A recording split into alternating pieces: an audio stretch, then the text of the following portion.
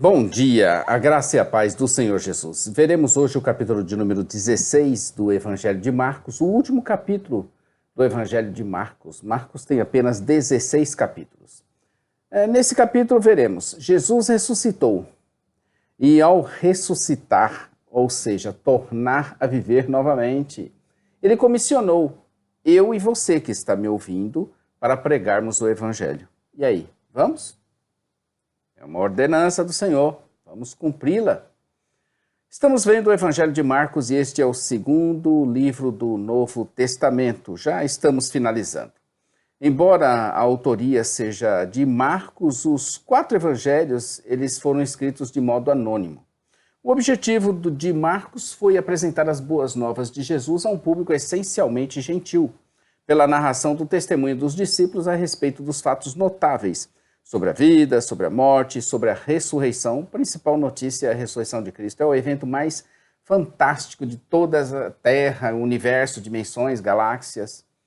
Nós veremos aí, nós vimos nesse livro que Jesus é o aguardado Messias de Israel e que ele se revelou de modo especial aos 12. Ele demonstrou que era o Filho divino de Deus. Ele resistiu ao reconhecimento público para sofrer e morrer em favor do povo. Ele mostrou-se muito interessado em estender a sua salvação aos gentios. E a expansão das boas novas acerca de Jesus exerce poder sobre o mal. O Evangelho de Marcos destaca alguns aspectos principais. Por exemplo, mostra que Jesus era verdadeiramente israelita, demonstra a sua divindade quanto à sua humanidade, principalmente, enfatiza a importância da pregação, do ensino e da cura, e apresenta o interesse de Jesus pelos gentios, ou seja, pelo resto dos povos não judeus. Marcos estruturou seu evangelho em 3 partes: a inauguração do ministério com João Batista, o ministério público de Jesus na Galileia dos gentios e regiões circunvizinhas e a jornada final em direção à Judéia dos judeus e a Jerusalém como sacrifício definitivo ali na cruz do Calvário. Eu sou o pastor Daniel Deusdete, da Semeadores, Igreja aos Semeadores. Inscreva-se no nosso canal, clica aí no sininho para você acompanhar, porque todos os dias temos um vídeo novo. Se você gostar, você dá um likezinho aí para nós e vai nos ajudando, colaborando com o nosso ministério. Estamos finalizando então a terceira parte, que é o ministério de Jesus na Judéia. Começamos lá no capítulo 10. Embora Marcos considerasse muito importante o ministério de Jesus no norte, ele apresenta o ministério de Jesus na Judéia como o clímax da vida terrena de Nosso Senhor. Nesse ponto, Jesus caminha em direção à sua morte e à sua ressurreição. Deve ter sido muito doloroso isso. Como ele havia predito e ele sabia. Nós estamos vendo aqui que o segundo Adão morreu e ressuscitou. Estava passando o sábado. O resumo desse capítulo é esse. Estava passando o sábado. Que sábado complicado. E tão sem graça. Nem Jesus estava ali. Ainda não tinha ressuscitado e seu último estado era de morto. Havia sido sepultado num túmulo que era propriedade de José de Arimateia. Os discípulos estavam muito tristes e confusos também. No domingo de madrugada, bem cedinho e sem testemunhas dentre os homens, ali naquele jardim onde jazia Jesus no sábado, ocorreu o evento mais importante da vida dos homens depois da sua criação. A criação do primeiro homem não teve testemunha pelos homens. Também a criação do segundo homem, do segundo Adão, também não teve testemunha entre os homens. Nem o primeiro homem testemunhou o surgimento do segundo homem. Esse evento foi exclusivo entre Deus e os anjos. A vida é um dom de Deus, uma dádiva de Deus que temos recebido gratuitamente. Por que nos perdermos com tantas frivolidades quando Deus já nos deu a vida? Que pena que somos tão tolos, né? Pior, pensamos que somos espertos. Eis aí o X, né? E proposital. Esses espertos, né? Espertos. Eu escrevi espertos com X. Vejamos em maiores detalhes com a ajuda da Bíblia de Estudo de Genebra, que você adquire aqui na Semeadores. Nossa loja fica aqui no centro da Guatinga. E também fica no endereço virtual semeadores.com.br. Ressurreição e comprovação. Capítulo 16, versos 1 a 20. Leia aí antes de nos ouvir. Marcos encerra o seu evangelho com um relato da ressurreição e dos aparecimentos de Jesus. A nova vida de Jesus vindicou todo o seu ministério e encorajou seus discípulos a realizarem o ministério mundial para o qual foram chamados. Passado o sábado, aquele sábado terrível, sem Jesus, após o pôr do sol, 6 horas da tarde do sábado, as Marias, Madalena e mãe de Tiago, juntamente com Salomé, acharam uma ocasião apropriada para comprar aromas, mas não para visitar túmulos. Elas estavam se preparando para irem ungir o corpo de Jesus. Algumas versões trazem que elas foram embalsamá-lo. Não é uma referência ao embalsamento, um processo desenvolvido pelos egípcios na esperança de garantir uma vida melhor no mundo após a morte.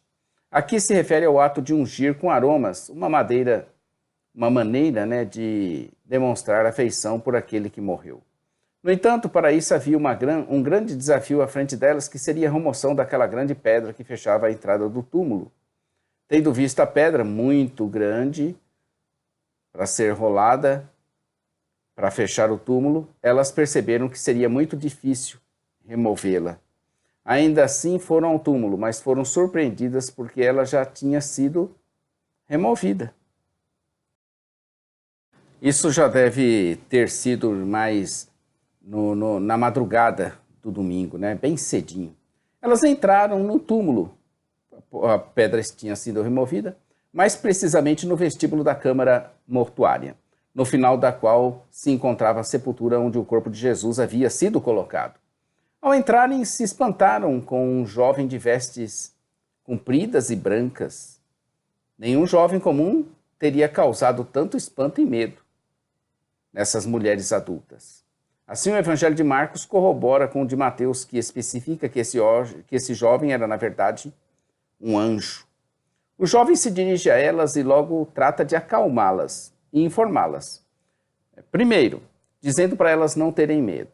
É assim que Deus, quando Deus nos aparece, é assim mesmo.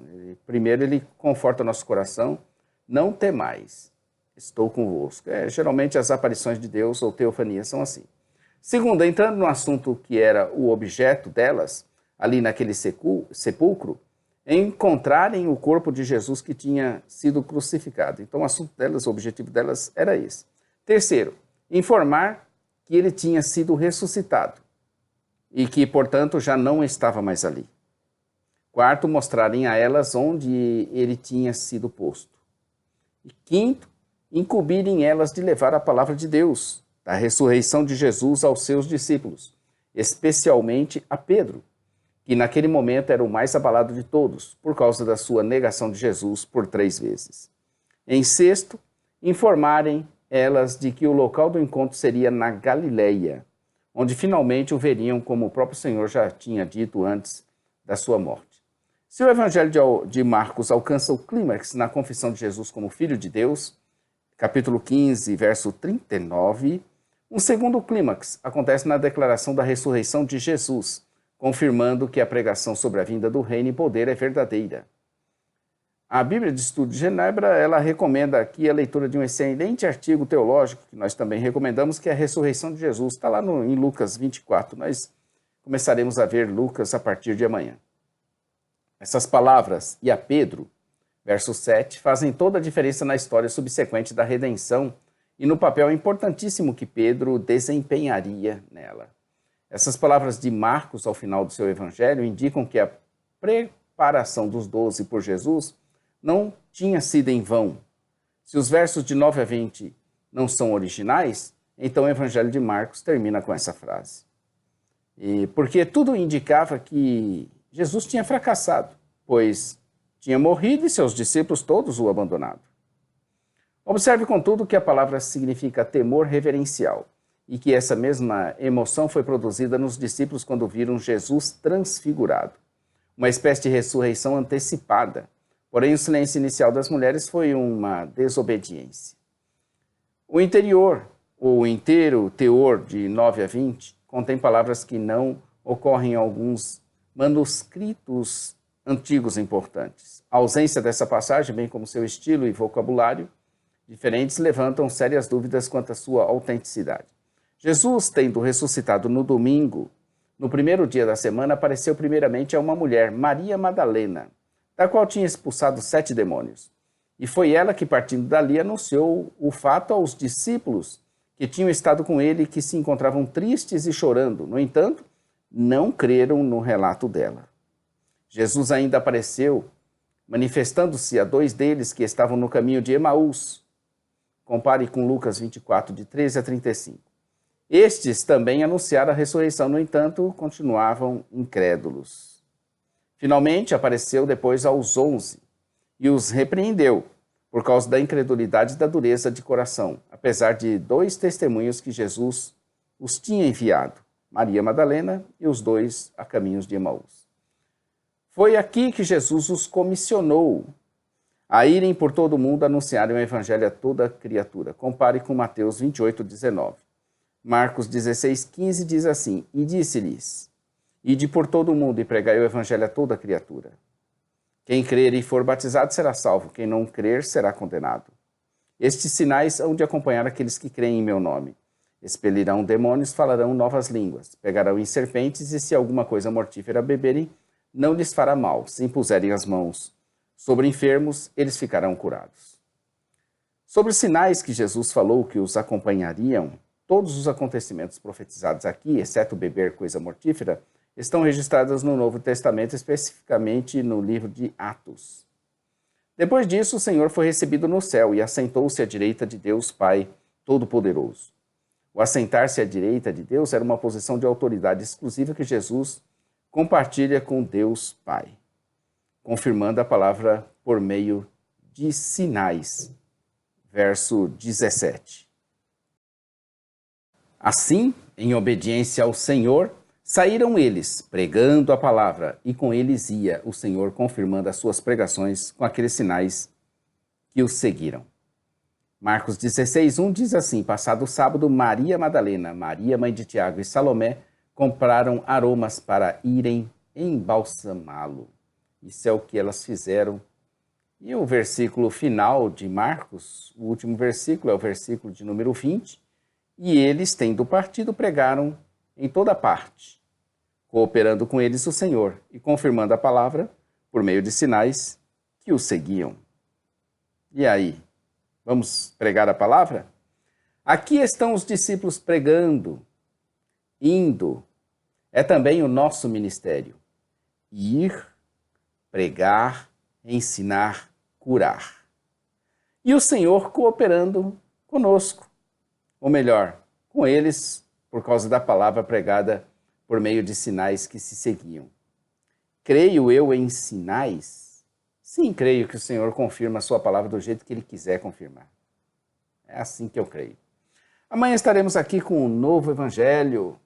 E veremos o evangelho de Lucas, Maria a Bem-aventurada, no capítulo 1 do evangelho de Lucas, mas isso fica para amanhã.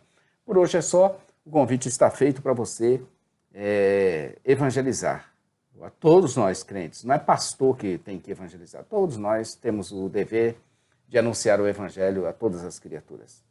Inscreva-se no nosso canal, clica no sininho para acompanhar nossos vídeos que são diários e dá o seu ok aí, seu joinha se você gostou. A todos um bom dia, fiquem com Deus. Amanhã teremos a continuação com o Evangelho de Lucas. A parte escrita dessa narrativa está em www.semeadores. Aliás, a parte escrita está em www.jamaisdesista.com.br. A loja virtual é que está em www.ossemeadores.com.br. Nosso programa de rádio, todos os dias, entre 8h30 e 9h, nós temos o programa Momento Missionário. A todos um bom dia, fiquem com Deus. Maranata. Ora, ora, vem, Senhor Jesus. Deus abençoe sua vida, sua família e seu ministério. Amém.